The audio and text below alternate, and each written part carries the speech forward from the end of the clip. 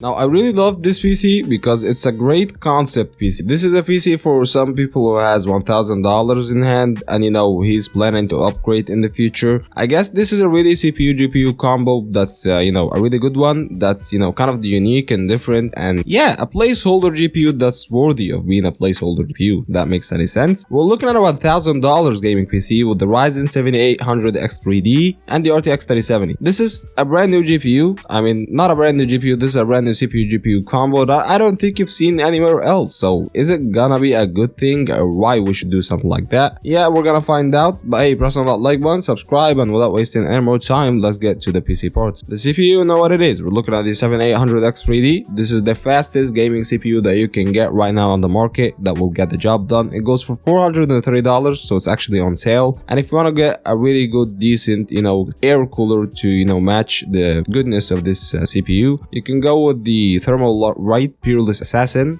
This one is one of the best air coolers right now for $150. You'll have really great temps. You'll not even go over 80 degrees when I max out the CPU potential. But it's all about gaming, and yeah, gaming on the 7800X3D, as you can see right now, will unlock frame rates that you cannot find usually on the non-Vcache CPUs. So yeah, this is what's so good about this CPU. You'll have more FPS when it comes to the FPS intensive games, but we're actually GPU bottlenecked. But yeah, we're gonna talk about that in another situation. Maybe this is gonna be my next PC or something. As for the board, we're looking at the Gigabyte A620M or Gaming X or the Gigabyte B650M. Both boards for around $120. They have really good power phases when it comes to them, so it will support something like a 7950X out of the box, no problem. You don't have to do undervolting. You're not gonna be performance bound, and the next gen Ryzen CPUs will be just fine on these boards, and this is the most important thing in my opinion. As for the RAM, we're looking at two 16GB sticks of DDR5 5600 MHz or 6000 MHz based on how the budget is gonna be, and yeah, 32 gigs is the way to go for a PC like that, and you're not limited by the RAM frequency since we're going with 5600 MHz. Yeah, I'm lagging. And the SSD, we're looking at 1TB M.2 PCIe 4.0 SSD, which is the Kingston M3.2, and it will get the job done. This is a very good SSD for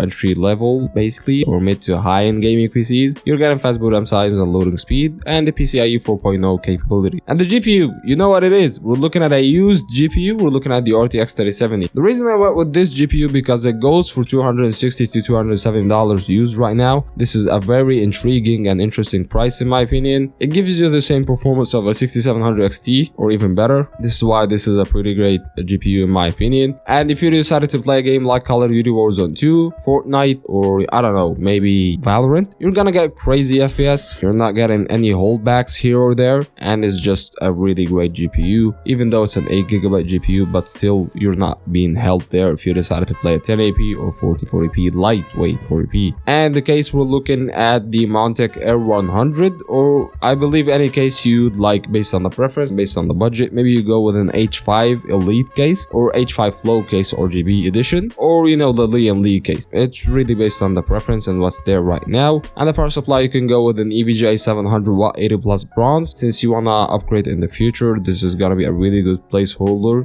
power supply, or you can even go with a 1000W power supply. It's really based on the wattage and based on the budget in general. If you can stretch it up to $1100, it will be really good for you. So yeah, that's been it. A pretty weird PC, I know that, but yeah, there's somebody out there who'd buy it, and I think it makes sense for someone else. So yeah, see you in the next one, and peace.